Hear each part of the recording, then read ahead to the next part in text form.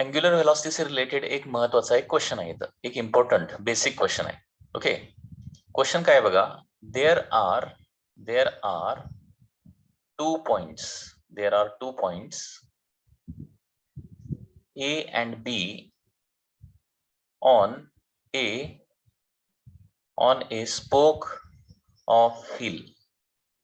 म्हणजे व्हीलचे जे स्पोक असतात त्या एका स्पोक वर काय आहेत, ए आणि बी असे दोन पॉइंट आहेत. Spoke of the wheel, there are two points A and B on the spoke on a spoke of the wheel. Okay, radius of A is 2 times radius of B असं दिलेलं आहे. म्हणजे for example like this, diagram जर याची काढायचे झाले तर diagram will be like this. Okay,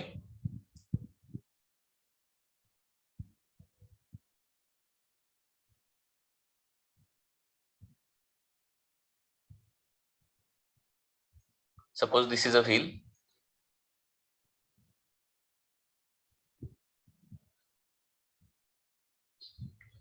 and this is one spoke on it. हा या व्हीलचा स्पोक आहे आणि याच्यामध्ये दोन पॉइंट आहेत.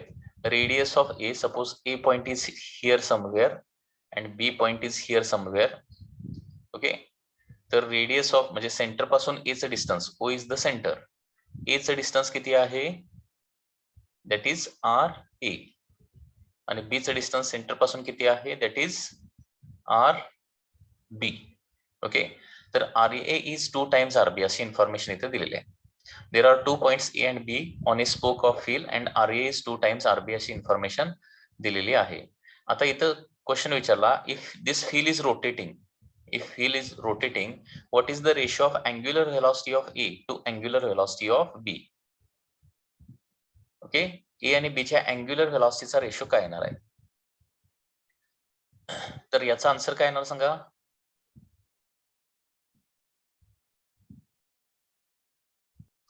तर यांच्या अँग्युलर व्हेलॉसिटीचा रेशो येतो omega A by omega B is equal to 1:1 येणार. जे रेडियस जरी डिफरंट असली तरी अँग्युलर व्हेलॉसिटी मात्र काय येणार आहे, तेवढीच येणार आहे. बरोबर, अँग्युलर व्हेलॉसिटीचा रेशो 1:1 का येणार, कारण लक्षात घ्या, ज्यावेळी ए चं 1 कम्प्लीट रिव्हॉल्युशन झालेलं असणार त्यावेळी बी चं पण कम्प्लीट रिव्हॉल्युशन झालेलं असणार आहे. बरोबर, म्हणजे सपोज आपण 1 रिव्हॉल्युशन कन्सिडर केलं इन ए रिव्हॉल्युशन, म्हणजे 1/1 हा रेशो कसा येणार आहे, इन ए रिव्हॉल्युशन काय होणार आहे, ए ची अँग्युलर डिस्प्लेसमेंट किती होणार आहे, 2π होणार, आणि बी ची अँग्युलर डिस्प्लेसमेंट देखील काय होणार आहे, 2π होणार आहे. आणि ए ज्यावेळी ए चं एक रिव्हॉल्युशन कंप्लीट झालेलं असणार त्यावेळी बी चं पण झालेलं असणार ना, कारण एकाच स्पोक वरचे 2 पॉइंट आहेत. ओके, स्पोकचं एक रिव्हॉल्युशन कंप्लीट झालं की ए चं पण एक रिव्हॉल्युशन कंप्लीट होणार, बी चं पण एक रिव्हॉल्युशन कंप्लीट होणार आहे. बरोबर, दोघांची अँग्युलर डिस्प्लेसमेंट 2π होणार, आणि 1 रिव्हॉल्युशन कंप्लीट करण्यासाठी ए जेवढा टाइम घेणार आहे तेवढाच बी पण टाइम घेणार आहे. डिफरंट टाइम येणारच नाही, कारण एकाच स्पोक वरचे 2 पॉइंट आहेत. ठीक आहे, मग ए ची अँग्युलर व्हेलॉसिटी 2π/t येणार आहे आणि बी ची अँग्युलर व्हेलॉसिटी पण काय येणार, 2π/t येणार. म्हणजे अँग्युलर व्हेलॉसिटी जी आहे ती रेडियसवर डिपेंडंट नसते. थोडक्यात angular velocity is independent of radius. त्याच्यामुळे आन्सर काय येणार आहे, angular velocity of A to angular velocity of B हा रेशो जो येणार आहे तो 1:1 येणार आहे. ओके, हा एक सिंपल क्वेश्चन आहे, तुम्हाला माहिती असणं आवश्यक आहे. पुन्हा एकदा सांगतोय, एका व्हीलच्या स्पोकवर जेवढे पॉइंट्स असतील, त्यांची रेडियस डिफरंट असू दे, कितीही असू दे, तर सगळ्यांची अँग्युलर व्हेलॉसिटी मात्र काय येणार आहे, सेमच येणार आहे. All will have same angular velocity. Okay, next is the concept of linear velocity of circular motion. linear velocity in circular motion. Linear velocity in circular motion.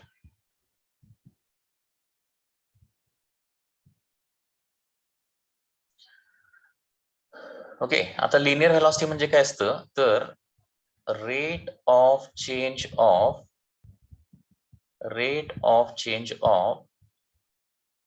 linear displacement with respect to time. जसं rate of change of angular displacement with respect to time म्हणजे काय होतं, omega होतं, तसं angular displacement ऐवजी काय असणार आहे, linear displacement with respect to time is called as is called as linear velocity. Is called as linear velocity.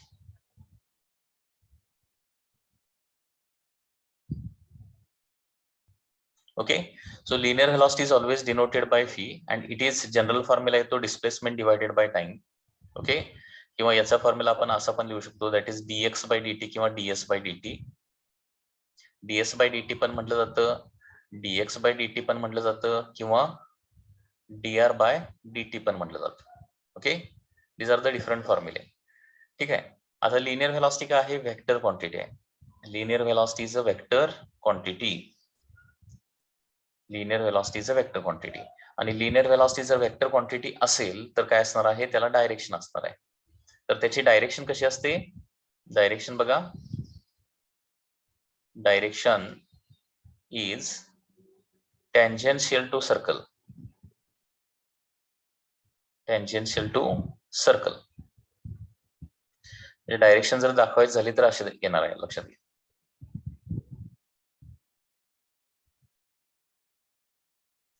Suppose a particle performs circular motion in anti-clockwise direction. Suppose, okay, here O is the center of the circle. Okay, and suppose initially particle is at position A. Particle A position ला असताना direction of linear velocity जी आहे ती अशी असणार आहे.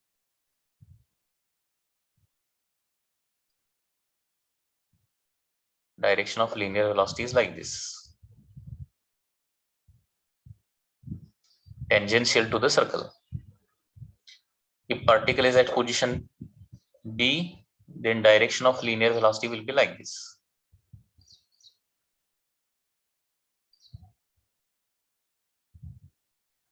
Then particle is at position C, then direction of linear velocity will be like this.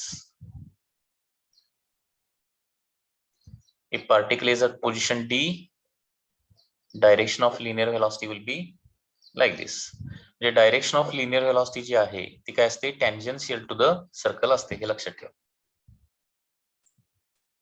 It is always tangential to the circle.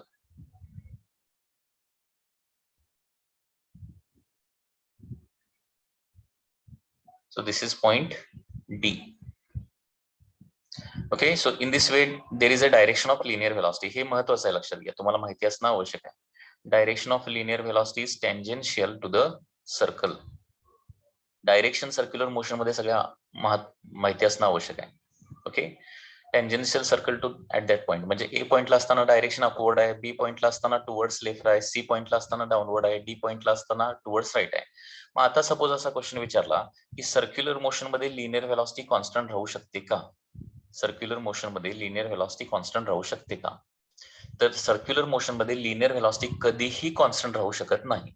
कारण बघा, linear व्हेलॉसिटीची direction continuously change व्हायला लागले, आणि डायरेक्शन कंटिन्युअसली चेंज होत असल्यामुळं ओके ती कधीही कॉन्स्टंट राहू शकत नाही. Linear velocity can never remain constant.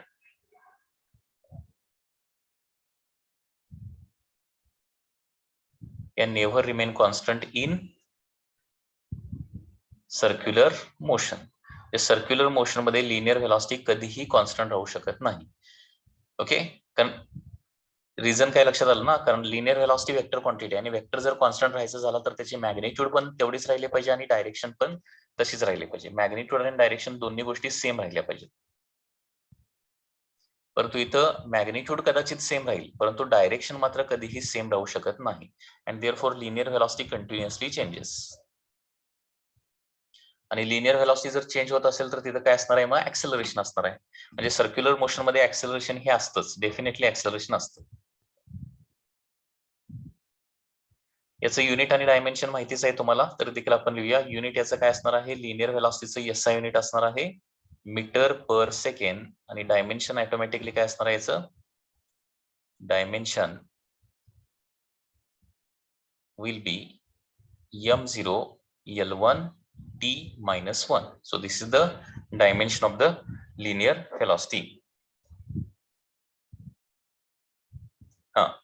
आता मगाचाच क्वेश्चन आता सपोज मी पुन्हा विचारला, ओके, पण त्याच्या अगोदर लिनियर व्हेलॉसिटी आणि अँग्युलर व्हेलॉसिटी मधलं रिलेशन अगोदर करूया. Relation between linear and angular velocity. Relation between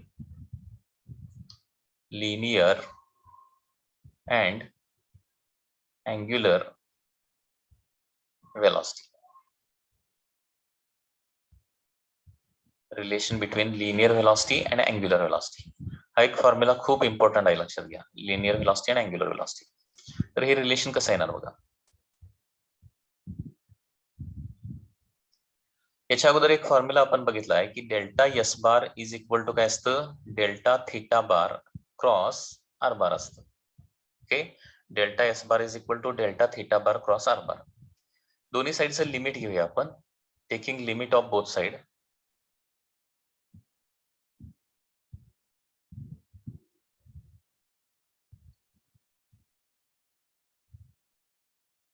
काय होणार बघा,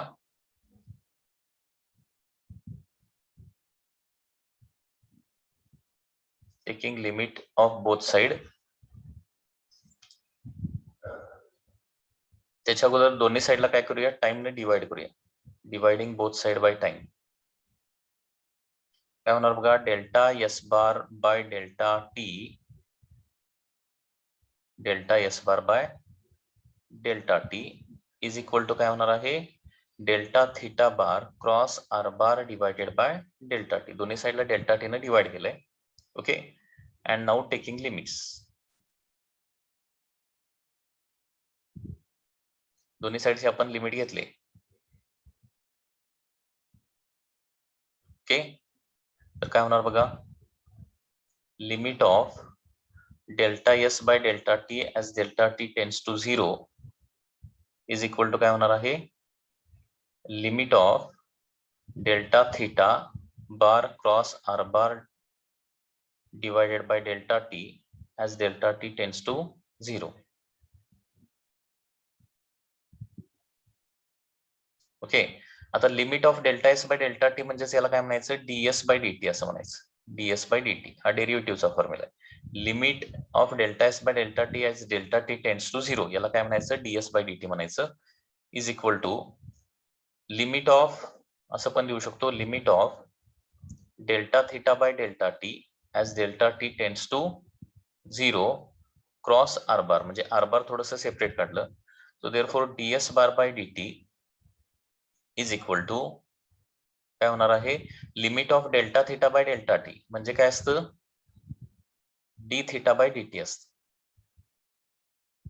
क्रॉस आर बार. ठीक आहे, आता डीएस बाय डीटी म्हणजे काय असतं, फी बार असतं, आणि डी थीटा बाय डीटी म्हणजे काय असतं, ओमेगा बार असतं cross R bar. So V bar is equal to formula काय येतो, ओमेगा बार क्रॉस आर बारचा फॉर्म्युला येतो. काय काय केलंय बघा, delta S bar is equal to delta theta bar cross R bar. So दोन्ही साइडला डेल्टा टी ने डिवाइड केल्यानंतर काय होणार आहे, delta S bar by delta T is equal to delta theta bar cross R bar divided by delta T, आणि दोन्ही साइडचं लिमिट घेतलंय. Limit of delta S by delta T when delta T tends to 0 is equal to limit of delta theta bar cross R bar divided by delta T as delta T tends to 0. आता limit of delta S by delta T म्हणजे काय असतं, DS by DT असतं, आणि limit of delta theta by delta T म्हणजे काय असतं, D theta by DT असतं क्रॉस आर बार. आता डीएस बाय डीटी मगाशीच फॉर्म्युला आपण बघितला, डीएस बाय डीटी म्हणजे लिनियर व्हेलॉसिटी असतं, आणि डी थीटा बाय डीटी म्हणजे काय असतं, अँग्युलर व्हेलॉसिटी असतं. So therefore V bar is equal to omega bar cross R bar येणार आहे. ओके, सो हा झाला वेक्टर फॉर्म मध्ये formula. Okay, so this is the formula in vector form. V bar is equal to omega bar cross R bar. फक्त magnitude wise formula लिहायचा झाला तर V is equal to omega R येणार आहे, किंवा ओमेगाचा formula काढायचा झाला तर फी बाय काय येणार आहे, आर येणार आहे. म्हणजे थोडक्यात काय होणार आहे, अँग्युलर व्हेलॉसिटीला रेडियस न मल्टिप्लाय केलं की लिनियर व्हेलॉसिटी मिळते. लक्षात येते मी काय सांगतोय, अँग्युलर व्हेलॉसिटीला रेडियस न मल्टिप्लाय केलं की लिनियर व्हेलॉसिटी मिळते, आणि लिनियर व्हेलॉसिटीला रेडियस न डिवाइड केलं की काय मिळते, आपल्याला अँग्युलर व्हेलॉसिटी मिळते. बरोबर, हे दोन महत्वाचे कन्सेप्ट आहेत. याच्याच रिलेटेड आपण आता प्रॉब्लेम स्टडी करणार आहे. त्याच्या अगोदर एका डायग्राम मध्ये या तिन्ही डायरेक्शन आपण शो करूया, म्हणजे फी बारची डायरेक्शन, ओमेगा बारची डायरेक्शन आणि आर बारची डायरेक्शन. तिन्ही डायरेक्शन, कारण या डायरेक्शन जे आहेत ते खूप इम्पॉर्टंट आहे. डायरेक्शन व्यवस्थित तुमच्या लक्षात राहणं आवश्यक आहे. एक सर्क्युलर मोशनची डायग्राम काढतो मी, त्याच्यामध्ये या सगळ्या डायरेक्शन शो करूया.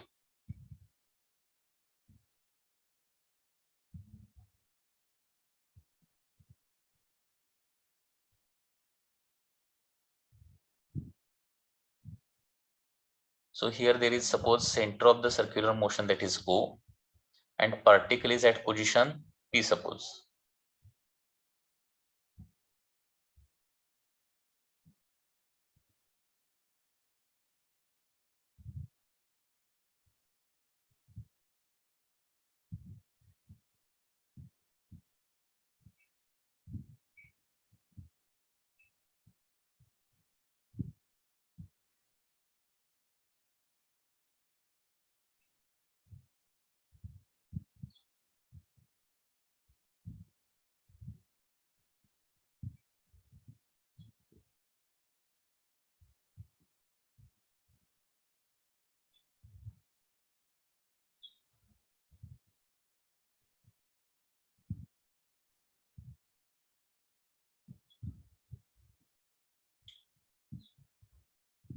आता हा जो वेक्टर काढलेला आहे O, पार्टिकल सपोज P या पोझिशनला आहे, तर ही डायरेक्शन कोणाची येणार आहे? रेडियस वेक्टरची येणार आहे, that is R bar.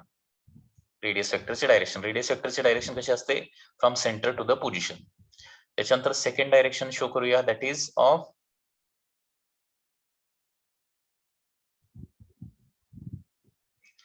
angular linear velocity. Linear velocity direction कशी येणार? Suppose particle is performing circular motion in anti-clockwise direction, so that direction will be in this way. Okay.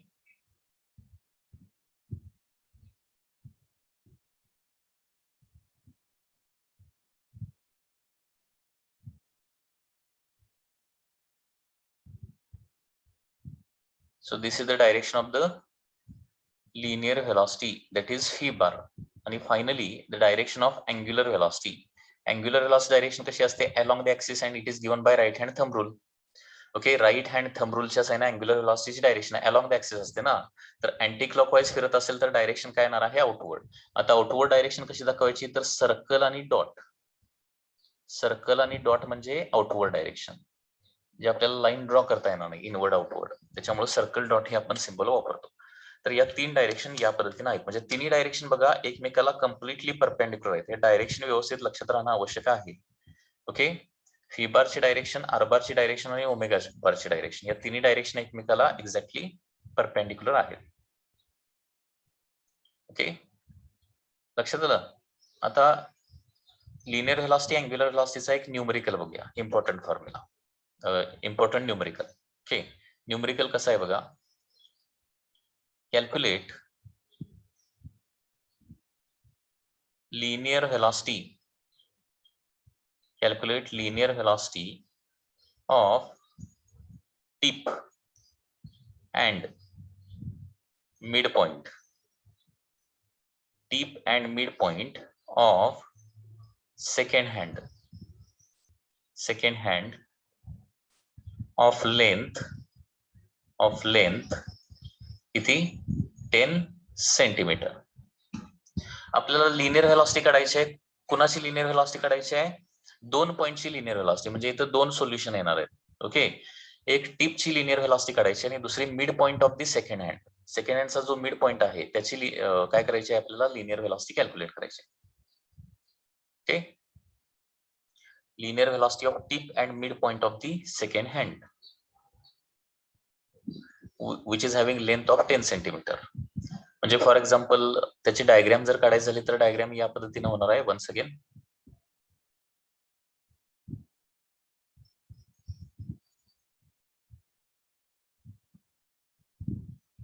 diagram will be like this.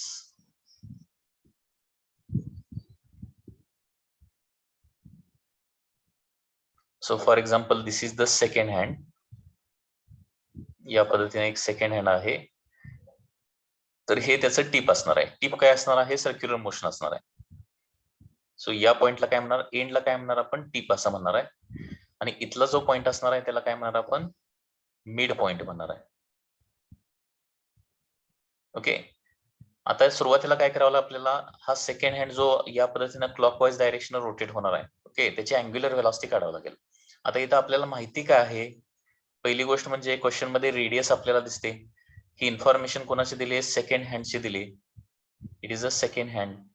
Second hand म्हटलं की time period किती येणार आहे, एक revolution complete करायला किती सेकंड लागतात, 60 सेकंड लागतात. त्याच्यामुळे टाइम पिरियड आपल्याला माहिती आहे.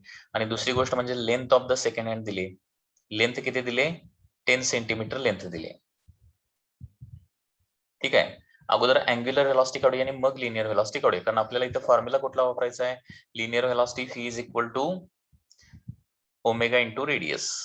मग त्याच्यासाठी ओमेगा अगोदर कॅल्क्युलेट करावं लागेल. तर ओमेगाचा आता टाइम पिरियड माहिती असेल तर ओमेगाचा फॉर्म्युला काय येणार आहे, 2 पाय बाय कॅपिटल टी येणार आहे. 2 pi by capital T. So 2 पाय divided by time period is 60 second and therefore it is pi by 30. Pi by 30 unit काय येणार आहे, रॅडियन पर सेकंड. ओमेगा मिळालं. आता त्याच्यानंतर त्याच्यामध्ये फर्स्ट आता काय करूया, लिनियर व्हेलॉसिटी कॅल्क्युलेट करूया. Linear velocity of tip. आता टिपची लिनियर व्हेलॉसिटी काढायची असेल तर रेडियस किती घ्यावे लागणार, रेडियस. टिपची लिनियर व्हेलॉसिटी काढायची असेल तर रेडियस आपल्याला घ्यावे लागणार आहे 10 सेंटीमीटर. म्हणजे त्या सेकंड हँडची पूर्ण लेंथ म्हणजेच रेडियस होणार आहे. टिपच्या पॉइंटची लिनियर व्हेलॉसिटी काढायची असेल तर 10 सेंटीमीटर म्हणजे काय होणार आहे, 0.1 मीटर होणार आहे. So linear velocity of tip म्हणजे काय होणार आहे, अँग्युलर व्हेलॉसिटी इंटू रेडियस. आता इथं सगळ्यात महत्वाची गोष्ट मी काय सांगितलंय, मग अशीच आपण बघितलंय की सेकंड हँड वरच्या सगळ्या पॉइंटची अँग्युलर व्हेलॉसिटी काय असणार आहे, तेवढीच असणार आहे. म्हणजे टिपची अँग्युलर व्हेलॉसिटी जेवढी असेल तेवढीच मिड पॉइंटची अँग्युलर व्हेलॉसिटी असणार. किंवा आणखी कुठलाही एखादा पॉइंट त्या सेकंड हँड वर असेल तर सगळ्यांची अँग्युलर व्हेलॉसिटी काय असते, तेवढीच असते. रेडियस मात्र काय होणार आहे, सेंटर पासून रेडियस मात्र चेंज होत जाणार आहे. Okay. So velocity, linear velocity of the tip will be, angular velocity is pi by 30. Angular velocity is pi by 30 into radius. How much is the radius? Radius किती घ्यावे लागणार आहे, 0.1.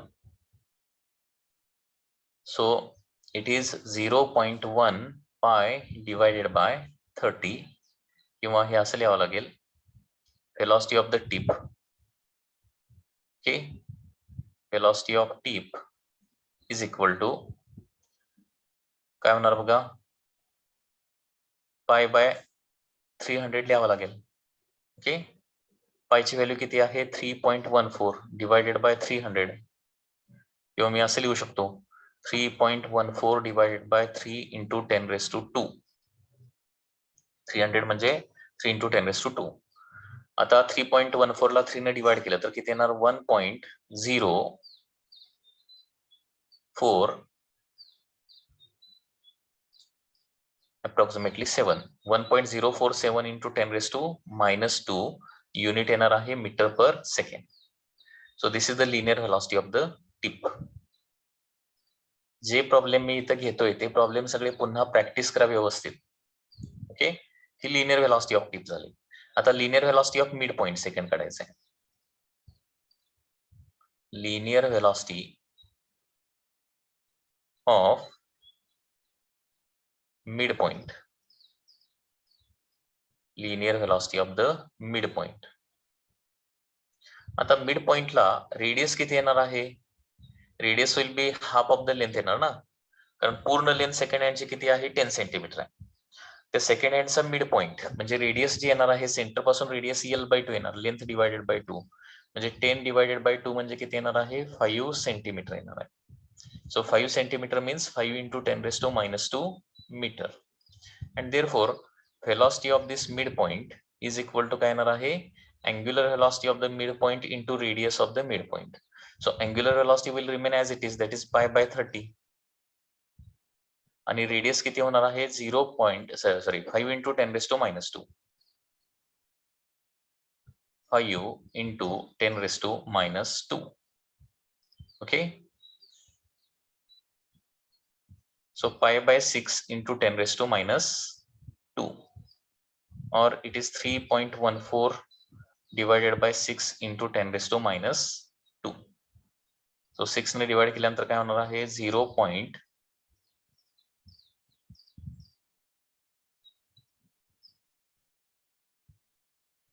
0.52 okay, पुढे येणार 3 0.523 इंटू 10⁻⁻2 मीटर पर सेकंड, किंवा यालाच आपण असं लिहू शकतो की 5.23 into 10⁻³ metre per second. Okay, तर हा एक इम्पॉर्टंट प्रॉब्लेम आहे, न्यूमरिकल आहे. जर अँग्युलर व्हेलॉसिटी माहिती असेल तर लिनियर व्हेलॉसिटी काढायचा. ओके, तर वन्स अगेन इम्पॉर्टंट फॉर्म्युला आहे, that is V is equal to काय असतं, ओमेगा इंटू आर. म्हणजे अँग्युलर व्हेलॉसिटी आणि रेडियस माहिती असेल तर आपण काय करू शकतो, लिनियर व्हेलॉसिटी काढू शकतो. बघा पुन्हा एकदा फॉर्म्युला काय आहे, V is equal to omega into R. V is equal to omega into R. V is equal to omega into R. And omega is equal to काय असतं, V by R. Omega is equal to काय असतं, V by R असतं. Omega is equal to V by R. Okay, next is angular acceleration. Angular acceleration. Angular acceleration. Okay, आता acceleration म्हणजे काय, थोडक्यात change in velocity with respect to time, बरोबर आहे ना. म्हणजे जेव्हा जेव्हा एखाद्या ऑब्जेक्टची व्हेलॉसिटी चेंज होते त्यावेळी ऍक्सेलरेशन प्रोड्यूस होतं. तर हे अँग्युलर ऍक्सेलरेशन काय असणार आहे, जेव्हा एखाद्या ऑब्जेक्टची अँग्युलर व्हेलॉसिटी चेंज होते. काय काय चेंज होते, अँग्युलर व्हेलॉसिटी चेंज होते, त्यावेळी अँग्युलर ऍक्सेलरेशन डेव्हलप होतं. म्हणजे अँग्युलर ऍक्सेलरेशन डेव्हलप होण्यासाठी अँग्युलर व्हेलॉसिटी चेंज होणं आवश्यक आहे. ओके, सो देअरफॉर अँग्युलर ऍक्सेलरेशनची डेफिनेशन काय येणार बघा, rate of change of angular velocity with respect to time. Rate of change of angular velocity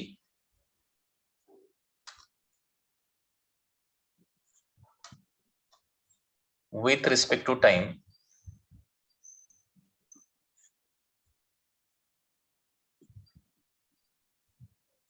is called as angular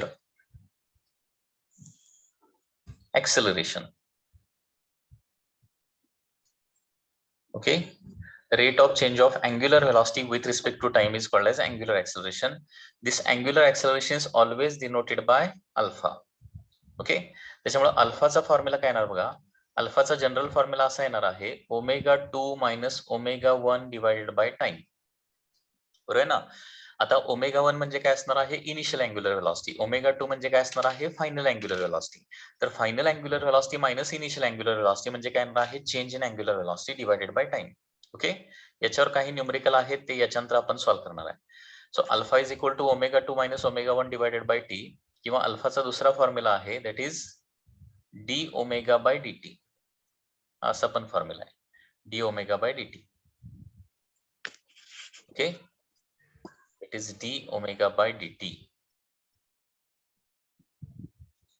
तिसरा formula जर सांगायचा झाला तर एनच्या स्वरूपात तिसरा फॉर्म्युला आपण काढू शकतो. आता ओमेगा 2 म्हणजे काय असतं, 2 पाय n2 असतं. ओमेगा 1 म्हणजे काय असणार आहे, 2 पाय n1 असणार आहे, डिवायडेड बाय टी. असा पण फॉर्म्युला आपण लिहू शकतो. जे 2 पाय जर कॉमन काढलं तर ब्रॅकेटमध्ये राहणार आहे n2 minus n1 divided by T. हा देखील फॉर्म्युला आपल्याला अनेक वेळा यूज करावा लागतो. त्याचबरोबर अल्फाचा आणखी एक फॉर्म्युला आहे, that is tangential acceleration divided by radius. हा फॉर्म्युला आपण नंतर देखील बघणार आहे. ओके, सो असे बेसिकली अँग्युलर ऍक्सेलरेशनचे 3 फॉर्म्युले आहेत. हे तिन्ही फॉर्म्युले तुम्हाला माहिती असणं आवश्यक आहे. तिन्ही फॉर्म्युले कसे यूज करायचे त्याच्याशी आपण त्याच्याशी रिलेटेड काही न्यूमरिकल्स बघणार आहे. त्याच्या अगोदर याचं एसआय युनिट काय येणार बघा, एसआय युनिट. याचं एसआय युनिट येणार आहे रॅडियन पर सेकंड स्क्वेअर. कारण अँग्युलर व्हेलॉसिटी कशामध्ये असते, अँग्युलर व्हेलॉसिटी असते रेडियन पर सेकंड मध्ये, आणि टाइम कशामध्ये असतो, सेकंड मध्ये असतो. तर सेकंड मल्टिप्लाय होणार आणि सेकंड स्क्वेअर होणार आहे. So radian per second square is the SI unit. And dimension काय येणार आहे याचं, dimension will be, it is m0 l1 l0 m0 l0 t minus 2. So this is the dimension. आता angular acceleration scalar quantity आहे का vector quantity आहे, तर it is a vector quantity. It is a vector quantity. आता vector quantity असेल तर याची direction असणार आहे. ओके, आणि अँग्युलर ऍक्सेलरेशनची डायरेक्शन कशी असते बघा. Direction of angular acceleration it is along the axis. Okay, once again जसे अँग्युलर व्हेलॉसिटी डायरेक्शन आहे अलॉंग द ऍक्सिस आहे, तसं अँग्युलर ऍक्सेलरेशनची डायरेक्शन देखील अलॉंग द ऍक्सिस आहे. आणि त्याच्यामध्ये आणखी दोन महत्वाचे पॉइंट आहेत. काय पॉइंट आहेत बघा. Same as angular velocity if speed is increasing and opposite to angular velocity if speed is decreasing. कारण आपल्याला अँग्युलर व्हेलॉसिटीची डायरेक्शन काढता येते. ठीक आहे. तर अँग्युलर व्हेलॉसिटीला सेम कधी असणार आहे जर स्पीड वाढत असेल तर, आणि अँग्युलर व्हेलॉसिटी अपोजिट कधी असणार आहे स्पीड जर कमी होत असेल तर. ओके, सो डायरेक्शन बघा. along the axis, direction is along the axis and same as angular velocity. Same as angular velocity if speed is increasing. If speed is increasing and vice versa. Along the axis and same as angular velocity if speed is increasing and vice versa.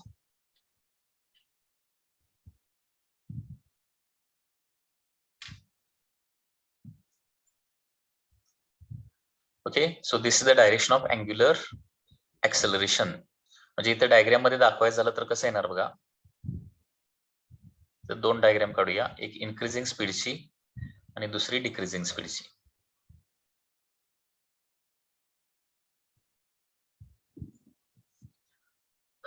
Suppose particle is performing circular motion in anti clockwise direction. म्हणजे दोन्ही cases मध्ये काय होतंय, anti clockwise direction particle move करतोय. आता angular व्हेलॉसिटीची direction दोन्ही cases मध्ये कशी येणार आहे, अपवर्डच येणार आहे. Okay,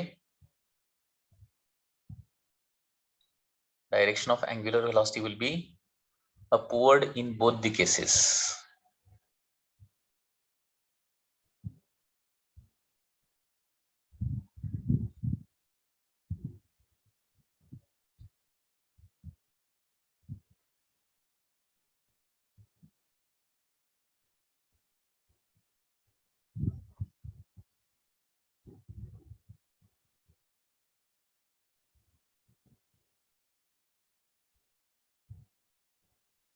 So this is the direction of angular velocity.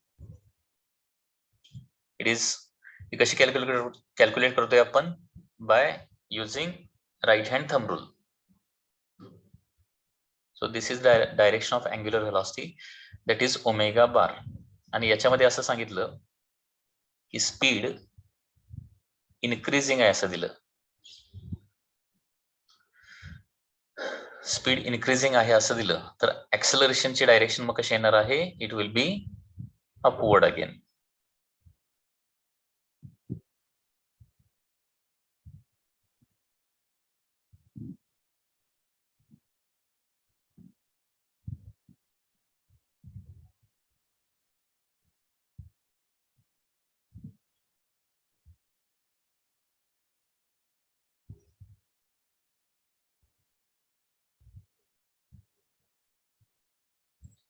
So this is the angular acceleration.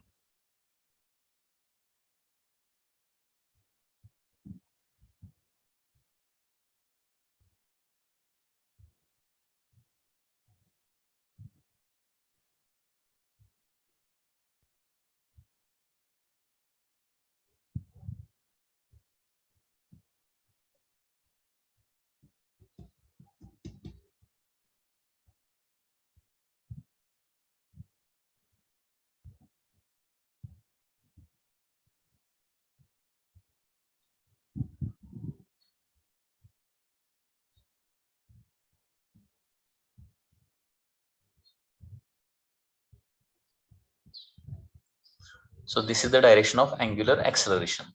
Okay, आणि सपोज स्पीड इज डिक्रीजिंग असेल, स्पीड इज डिक्रीजिंग असेल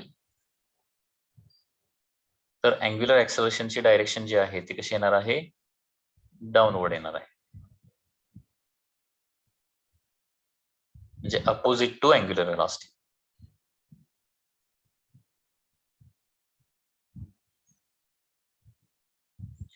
दिस इज अल्फा बार.